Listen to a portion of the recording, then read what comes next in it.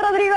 Hola, Yaremis. ¿Cómo estás? Ya sé, no me conecté ayer para el yoga. Es que ayer se me pasó la hora investigando sobre un tema que cautivó toda mi atención.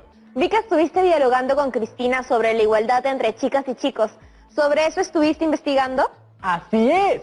Es muy importante que tengamos claro que ser hombre o mujer no determina nuestras habilidades, las tareas que podemos asumir o los sueños que podemos tener para nuestro futuro.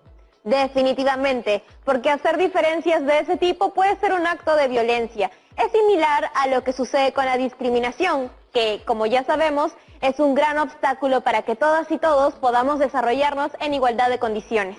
Ya te entiendo. Ese tipo de actitudes, por muy pequeñas que parezcan, se van quedando en la mente de las personas y generan una idea equivocada de que una chica es incapaz de lograr ciertas cosas y de que solo debe limitarse a determinadas actividades.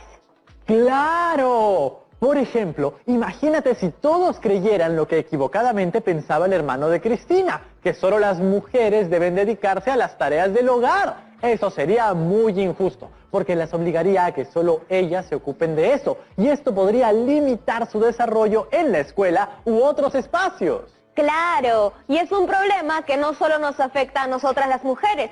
Cada quien debe desarrollarse con libertad en lo que más le guste. Hacer diferencias de cualquier tipo es discriminación, y la discriminación es violencia. Tenemos que construir un Perú libre de violencia. Bueno, Rodri, te dejo. Ahora sí, no te olvides del yoga por la tarde.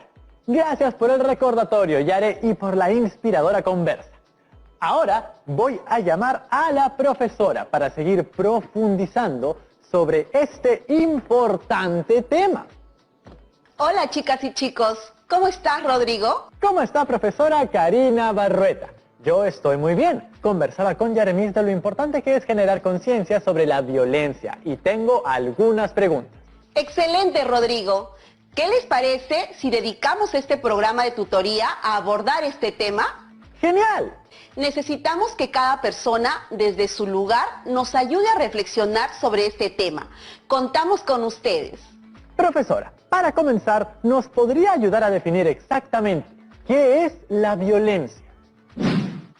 De acuerdo con la Organización Mundial de la Salud, la violencia es el uso intencional de la fuerza física, amenazas contra uno mismo, otra persona, un grupo o una comunidad que tiene o puede tener como consecuencia un traumatismo, daño psicológico, problemas de desarrollo o incluso la muerte. Ya veo. Las consecuencias de la violencia pueden llegar a ser muy graves, incluso cuando pueden no ser tan notorias, como en el caso de la violencia psicológica, pero siempre son muy dañinas. Así es. Como se puede entender con esa definición, existen varios tipos de violencia. Entre las más comunes se encuentran la violencia física, la violencia psicológica y la violencia sexual. ¿Cómo podemos definir la violencia física? Se refiere a una acción o conducta que daña la integridad corporal o la salud de una persona. También sería considerado violencia física si se priva a alguien de sus necesidades básicas, ya que se ocasiona un daño a su salud. ¿No, profesora? Muy cierto, Rodrigo. ¿Y cómo consideran que podemos definir la violencia psicológica? Como mencioné, en este tipo de violencia, los daños podrían no ser tan visibles. Sin embargo, no por eso son menos graves. Sí, la violencia psicológica está presente cuando, sin uso de la fuerza física, se busca dañar, controlar, manipular o aislar a una persona contra su voluntad a través de ciertas actitudes o acciones. También está presente cuando se humilla, insulta o avergüenza a una persona. Los daños psíquicos o emocionales que genera este tipo de violencia son tan nocivos como la violencia física. Ya veo. Aquí entraría lo que comentábamos con Yaremis. Burlarse de una persona por sus gustos o deseos. Excluirla en base a creencias equivocadas de que no puede realizar ciertas actividades por ser hombre o ser mujer son acciones que indican violencia. Por eso debemos ser muy cuidadosos. Nuestras palabras o actitudes pueden ocasionar un daño, incluso a personas que queremos. Por ello debemos estar alertas. Si sentimos sentimos que estamos sufriendo algún tipo de maltrato, podemos pedir ayuda. O si vemos que alguien necesita ayuda, pues podemos ofrecerla. Así es. Existe también otro tipo de violencia llamada violencia sexual, que afecta el derecho que tenemos todas las personas a decidir voluntariamente sobre nuestra vida sexual y o reproductiva. Esta comprende acciones de naturaleza sexual que se cometen contra una persona sin su consentimiento a través de amenazas, uso de la fuerza o intimidación. Debemos tener claro que no siempre se requiere de contacto físico para que haya violencia sexual. Por ejemplo, un comentario, gesto o insinuación sexual no deseada sin consentimiento es también violencia y no debemos permitirlo. ¿Nos puede explicar un poco más sobre el consentimiento? Por supuesto, el consentimiento es manifestar nuestro acuerdo o conformidad para hacer algo. Implica aceptar o dar permiso para ello de forma explícita. Entonces, esto quiere decir que es necesario que se manifieste con claridad cuando la persona quiere decir que sí en caso así lo desee. Así es. El consentimiento nos permite conocer si una persona realiza una acción porque así lo desea y lo hace en libertad, sin presiones ni condicionamiento alguno. ¿Cómo podemos conocer si una persona nos brinda su consentimiento? Es muy sencillo, Rodrigo, preguntando. Siempre debemos preguntar si tenemos permiso para realizar alguna acción que repercute en los sentimientos o derechos de la otra persona y aceptar lo que esta persona nos diga. Si nos dicen no, respetamos ese no. Insistir en lo mismo o realizar una acción sin permiso, por la fuerza, por chantaje o abusando del poder, es violencia. ¡Por supuesto! Para dar nuestro consentimiento debemos primero informarnos sobre las repercusiones de esa acción. Además, podemos cambiar de opinión en cualquier momento, ¿no, profesora? Así es, Rodrigo. Brindar consentimiento no quiere decir que ya no podemos cambiar de parecer y tampoco es un consentimiento para siempre. ¿Existen otros tipos de violencia, profesora? Sí. De acuerdo al entorno donde la violencia se puede manifestar, podemos mencionar a la violencia doméstica. Esta se llama así porque sucede en el interior del hogar entre miembros de la familia o personas cercanas. Por lo general, sucede entre la pareja o entre los padres e hijos. También puede involucrar otros miembros de la familia. La violencia doméstica puede ser física, psicológica o sexual. He leído que este es un grave problema en nuestro país, ¿no, profesora? Según la encuesta del INEGI del 2016, más del 30% de mujeres ha sido víctima de violencia física o sexual por parte de su cónyuge o pareja, y más del 60% de mujeres han sido víctimas de alguna forma de violencia psicológica. Sí, las cifras son alarmantes. Es tiempo de romper el ciclo y poner un alto. Debemos denunciar estos casos y comenzar a concientizar a quienes nos rodean, desterrando ideas que generan un erróneo pensamiento de que los hombres tienen poder sobre las mujeres o más derechos que las mujeres. Con esa importante reflexión vamos a una pausa. No se vayan, que ya volvemos. Nos preocupamos mucho. Algunos mensajes que con el consentimiento, lo importante que es reconocerla, prevenirla y detenerla, y de ser el caso, denunciarla. Hemos recibido algunos mensajes que con el consentimiento de sus autores vamos a compartir. Hola Rodrigo, es muy importante el tema que están tocando. Hace unos meses, en la quinta donde vivo, comenzamos a escuchar discusiones y gritos fuertes provenientes de la casa de mi vecina. Nos preocupamos mucho, así que sin dudarlo llamamos a Serenazgo. Mi mamá, junto con otras vecinas y vecinos, se han organizado para brindarle soporte a nuestra vecina para que realice las denuncias respectivas, acudir con ella al centro de emergencia mujer y darle acompañamiento constante durante todo este tiempo.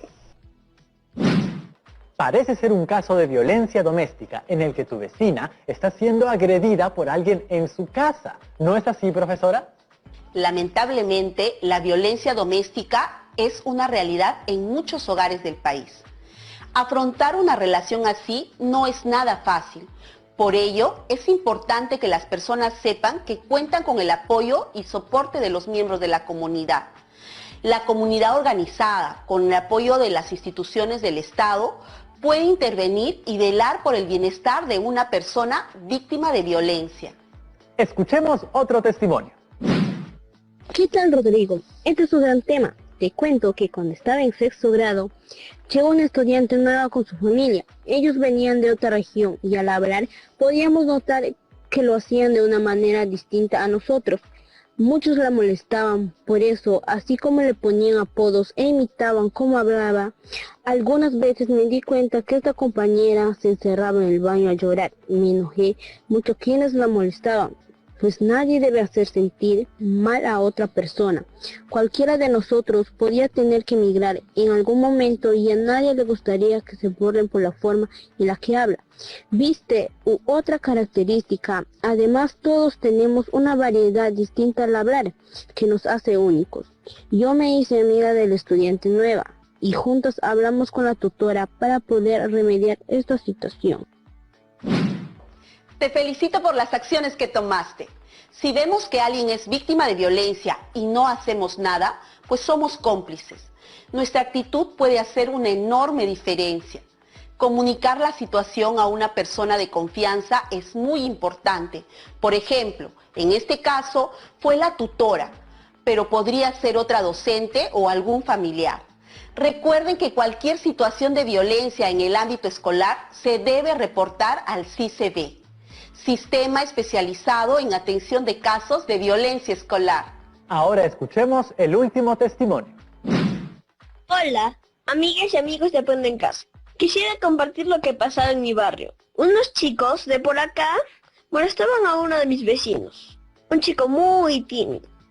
Todo comenzó porque una vez lo invitaron a jugar fútbol y él les comentó que no le gustaba. A partir de ahí, cada vez que lo veían pasar, lo comenzaban a molestar. Felizmente, parece que él se lo comunicó a su familia, quienes intervinieron. Además, las y los vecinos del barrio tampoco nos quedamos callados y vemos estas acciones. A veces las personas esperan que las otras personas se comporten de una manera específica. Y cuando esto no ocurre, recurren a la discriminación a través de burlas, insultos u otras agresiones. No importa la forma de ser de una persona, nadie debe ser violentado. Todas y todos debemos ser tratados con respeto.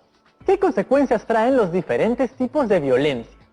Evidentemente, se genera un gran prejuicio en las personas víctimas de violencia, quienes sienten angustia y ansiedad, las cuales pueden manifestarse en dolores de cabeza, problemas de sueño, cambios de carácter o en el apetito.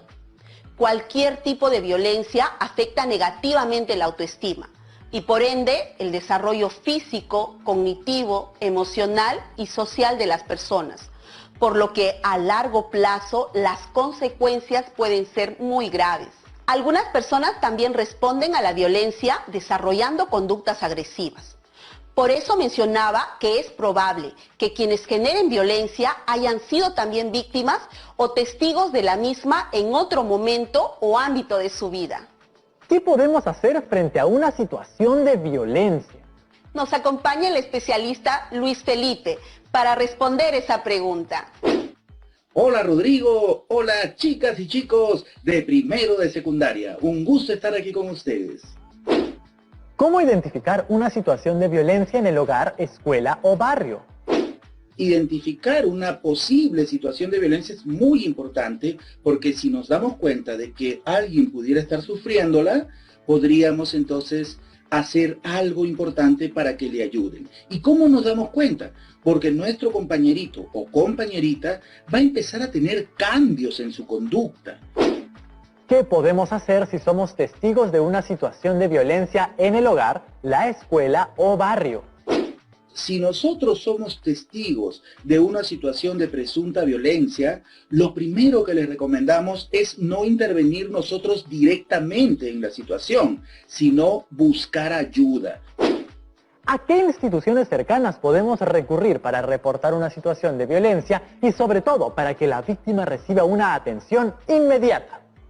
Podemos, en principio, hay, saben ustedes, un ministerio que se encarga de cuidar y proteger a las llamadas poblaciones vulnerables, como son justamente los niños pequeños, las niñas pequeñas, los adolescentes, las mujeres y toda población, que los ancianitos, por ejemplo, y ese se llama el Ministerio de la Mujer y Poblaciones Vulnerables. Si ustedes necesitan una ayuda para ustedes o para alguno de sus compañeritos o compañeras, pueden llamar al número 100. Marcan ustedes la línea 100 y inmediatamente nosotros le vamos a contestar para poder brindarle la orientación. Asimismo, si es que ustedes prefieren, en vez de llamar por teléfono, el chat que es tan útil, entran a la página del Ministerio de la Mujer y Poblaciones Vulnerables, que es MIMP, y chatean, de tal manera que le va a contestar también un especialista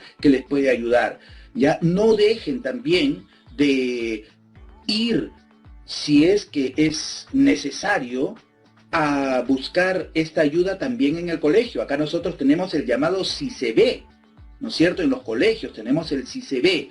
Entonces, vamos a buscar a nuestro tutor, ahí vamos a poder recurrir. Asimismo, también existen las comisarías, ¿ya? Ustedes, a pesar de que son pequeños, también tienen derecho a ir a una comisaría. Solamente que aquí yo les quiero pedir algo, que es que primero busquen el apoyo de los adultos, porque los adultos vamos a tener más experiencia para poder manejar estas situaciones. No dejen también, existe la llamada DEMUNA, que es una institución que es especialmente creada para cuidarlos a ustedes, ¿ya? La DEMUNA.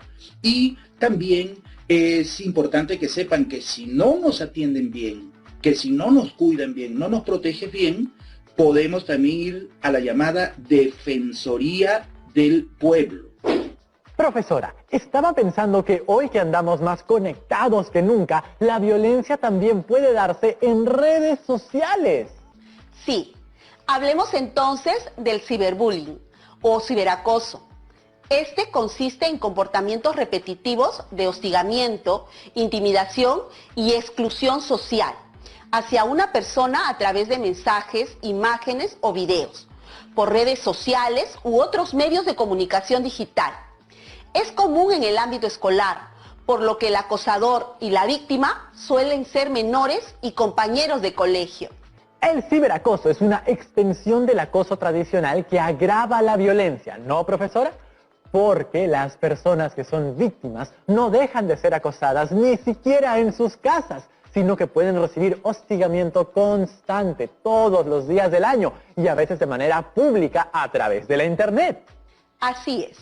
Además, quienes presencian el acoso ya no son solo un grupo determinado, como compañeros de clase o el vecindario, sino cualquier persona del planeta, lo cual genera que la persona pueda sentirse perseguida a donde vaya e indefensa, sin forma de salir de esa situación. ¿Por qué alguien querría ocasionar estos daños, profesora? Como cualquier tipo de violencia, las o los agresores suelen ser personas con problemas emocionales, probablemente por haber sido víctimas de violencia en otro espacio o tiempo, o por otros problemas socioculturales, como el racismo, el machismo y otros tipos de discriminación desde las cuales han generado creencias y conductas muy equivocadas. Particularmente, el ciberacoso puede suceder porque la persona cree erróneamente que quedará impune ante la ley al ejercer la violencia a través de las redes por una falsa creencia de anonimato. ¿Qué podemos hacer si nos encontramos ante el ciberacoso? Algunas acciones a tomar ante el ciberacoso son: buscar ayuda, comunicarlo inmediatamente a una persona adulta de su confianza, un familiar o docente de la escuela. Recuerden que ser víctima de violencia no es culpa de ustedes. La o el único culpable es la persona agresora, así que no deben de sentir culpa o vergüenza.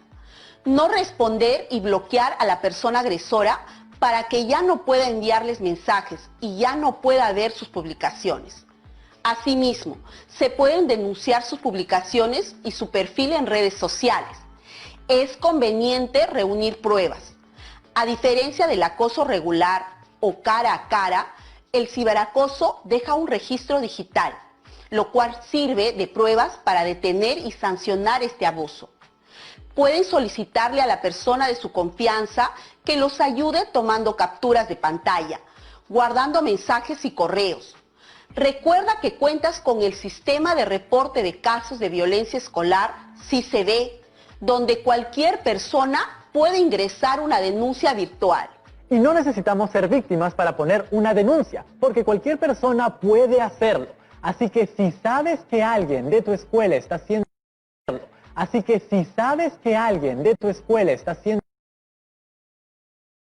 nos toca actuar, pues no somos con los cómplices de las personas agresoras. Sí. Podemos ser cómplices de las personas agresoras. Constantemente a otras personas o alguien te hace notar que lo hace, ciencias o comunicación. Se trata también de desarrollar nuestras competencias socioemocionales. Una buena persona no es solo un profesional que domina su disciplina, sino que sobre todo es quien sabe trabajar con otras personas, respetando a todos y todas por igual, comunicándose asertivamente, con empatía, rechazando todo tipo de violencia y promoviendo la igualdad. Por supuesto que sí. Tenemos algunas preguntas, profesora. Es tiempo de nuestra ronda de preguntas.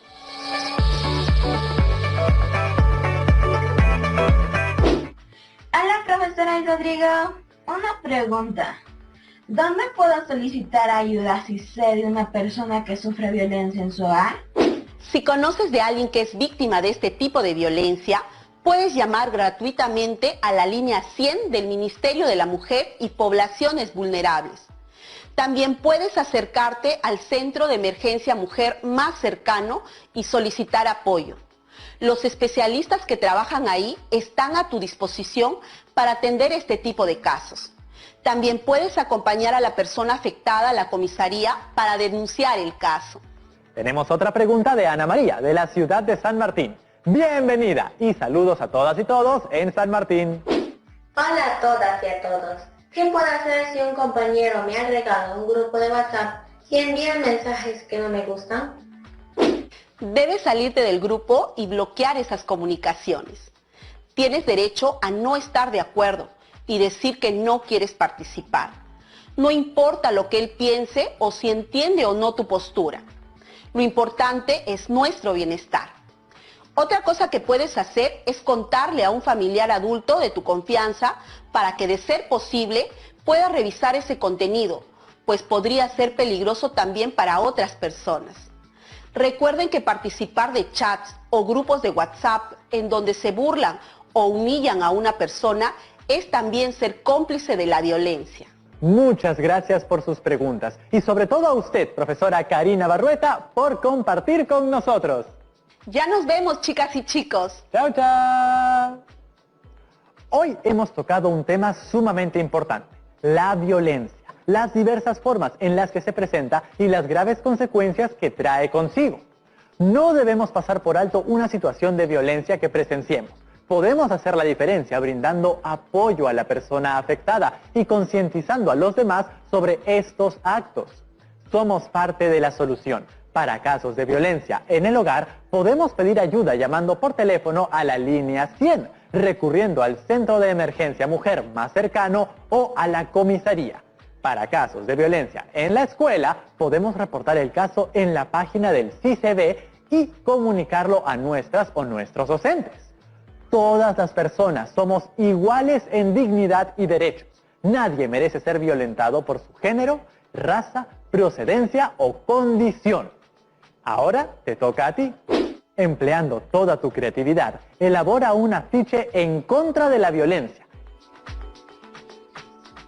Y si quieres participar o comunicarte con nosotros, puedes escribir con un adulto responsable a primero@minedu.gov.pe.